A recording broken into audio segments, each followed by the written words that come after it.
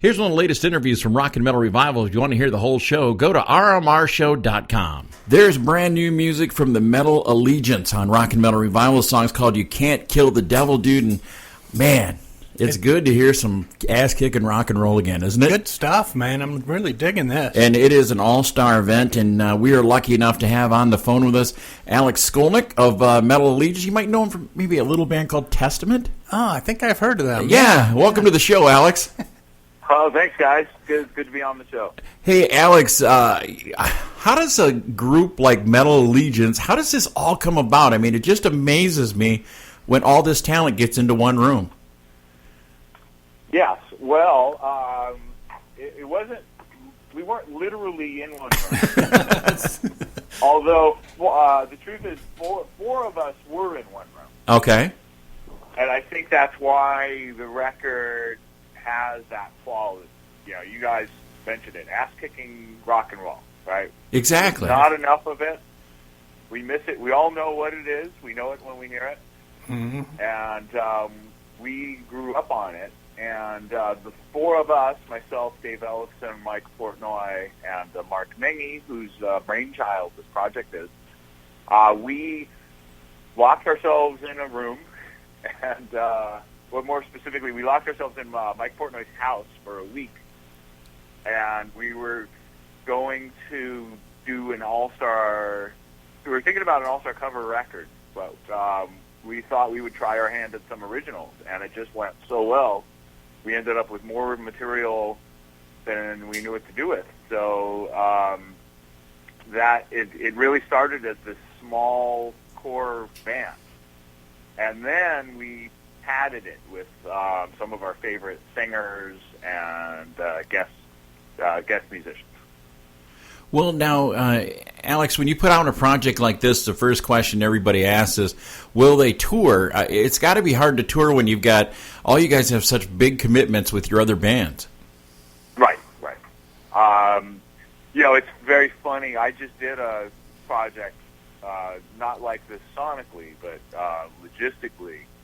I did an acoustic album, my first. It's called Planetary Coalition, and I have this amazing lineup of guests, a different lineup on every song, and it includes Rodrigo y Gabriela, Horacio El Negro Hernandez, and many others that are just like full-time touring artists. Mm-hmm. And I realized, I'll never do a show with everybody who's on the album, and it's so funny. The next project I do is Metal Allegiance. Also, approximately half a dozen musicians. They're all over the place. No, we'll never do a show with I doubt it. Who knows? You never know. But we don't need everybody to do the songs. We're actually doing an album release show in New York on September 17th. And we have a good portion of the artists. I think we have like nearly half. And it's very easy. People can double up on songs, people with similar voices. I think we'll even do some shows with smaller lineups, and we'll just, we'll find ways of making it work. It's something, it doesn't require everybody who's on the record to pull it off. Now, there's a cruise coming up in February, I think, which there's been a lot of rock cruises, but this one is like the coolest for us guitar fans. The Axes and Anchors. How'd you get involved in this? Axes and Anchors has a component of being the first cruise with the guitar enthusiast in mind. Mm-hmm. And I was honored to be part of the rollout of that. When it was first announced, it was Yngwie Malmsteen, Zakk Wylde, and myself. Mm-hmm. So that's like amazing company. Yeah. And it has there's a lot of other great guitarists that have been added, and we're all going to do guitar workshops as well as performances. I'm actually going to play there with my trio, which is more, it's instrumental music. It's more jazz rock. Mm-hmm. It's a little different than what you'll hear me do with Testament or Metal Allegiance. But I was I was thrilled to be asked, and I think since then there's some straight rock bands that have been added as well. So I think it's it's going to have something for everybody. But you're right, there have been a lot of these cruises lately. But one of the reasons is it's like combining the concert going experience with going on holiday. Yeah, exactly. Right, and I think that's very appealing. I know it's fun for us as musicians. It's fun for the fans because it's a little vacation, and they can bring their family. And even if somebody's not as interested in concert going, there's plenty of stuff for them to do. Very cool. Hey, Alex, you talked about your jazz trio. I wanted to ask you, we know a couple other hard rock type guitarists who have also delved into the jazz projects a little bit. What is it about jazz and metal guitarists that it just seems to draw them? Well, I think jazz is a very it has different meanings to different people. Mm-hmm. So, I think for me, it's more about a process of actually, the great jazz piano player Bill Evans said that, jazz is a process. It's not really a style of music. Every time you go to hear a jazz artist, or, at least somebody who's a legitimate jazz artist, a good jazz artist, it's going to be different. They're not going to play. The goal is to play it differently every time, to come up with something that sounds fresh and new. A good rock concert, it's the complete opposite. You want, the goal is to make it sound the same. If you have a good night of playing a rock set, well, you want to make it sound as close to that as possible the next night. Yeah. So I think for musicians, especially creative, restless musicians like myself and others, it's fun to play something different and just open it up and see where it goes. I think for me in particular, I like different sounds. I mean, I like to explore sounds that maybe guitarists like Wes Montgomery or Jim Hall did. I love the idea of taking a guitar and approaching it like a piano, and playing melody and chords, and you don't need anything else. You can just play guitar, and it's elegant and very dynamic. Not very different qualities than are found in rock and roll. And most rock guitarists, if they explore, when they say they explore jazz, it's usually like instrumental music. But sonically, it's not always jazz. I mean, I really like the elegant, clean guitar sound of jazz too, and it gives me a nice balance from just playing loud, distorted guitar. Which is great in its own way, but there's it's not all that I listen to, and so why should it be all that I play? Yeah. So, are there any guitarists on this cruise that you're looking forward to hanging out with that you haven't had a chance to yet? Oh, absolutely. I mean, Zach Wild is a character.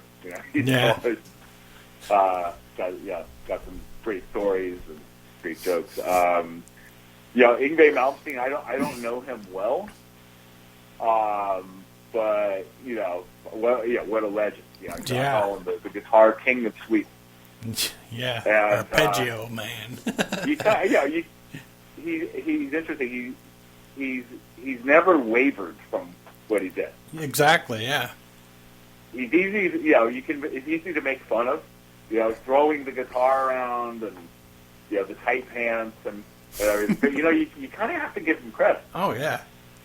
He's never tried to conform to anybody else's idea of what he should do. And Michael Schenker is just for a long time he was one of my biggest influences.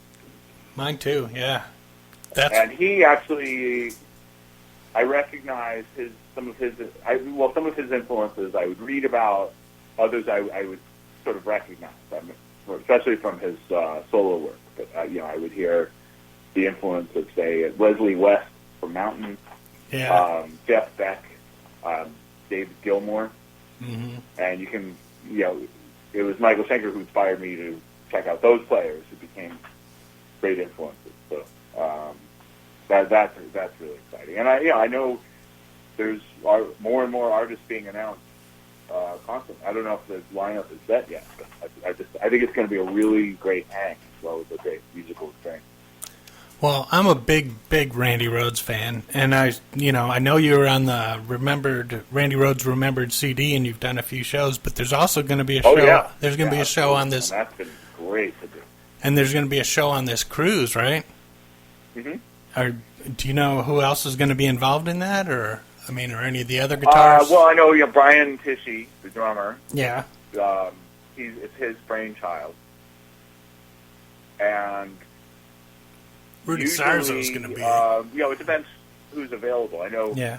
The go-to bassist for that has been Rudy Sarzo. Yeah.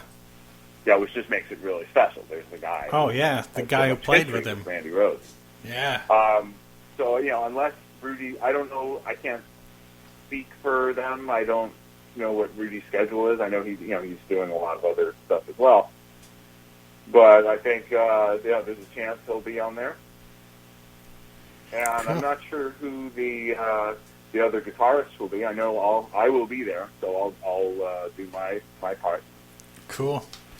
Hey, getting back to the Metal Allegiance now, Alex, you talked about maybe some shows with just a few members of the Metal Allegiance. What's the tour plan for this? Right now, we're not looking at any set tours. I think we're looking at one-offs. Okay. We have a big album release show in New York the day before the album comes out, September 17th, the Best Buy Theater.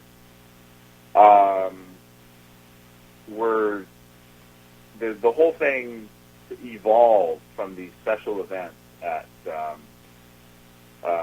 NAMM, which is the annual music convention, and other places. So I know we're going to be looking at a performance at NAMM. That would be cool. In January. I know there is another event in October on the West Coast that is being looked at. It hasn't been announced, so I can't specify it. There's an event overseas that we're looking at. There's, I think that right now on the books there's at least a half a dozen shows. Nice. That are just one-offs. It would be great to do a tour. I think we need the album to be out for that to happen. Yeah. And there's just to be a better idea of the music and what the project is and how we represent it on tour. Right now, it's such a new thing. Yeah. So it's very, promoters are very open to it, but we're not at the point where we can book a tour. And we also have these very challenging schedules. Yeah. Yeah. Because ultimately we want to try whenever possible to have myself, Ellis, and Portnoy on the tour, handling those duties. And then we're hoping to have, an extra drummer to switch off with, a second guitarist, and at least a couple singers. And everybody, involved either needs to be somebody from this album or somebody that's on the level of the people on the album. So it's a bit ambitious, but we want to play live as much as possible, and I know it's being looked at. Okay, cool. Hey, I would be doing our listeners a disservice if I didn't ask what's up with Testament. Oh, absolutely. We have a bunch of music written. Things got very busy, not just with other projects, mainly because Testament had a lot of touring opportunities this year. We did our first shows with Metallica overseas.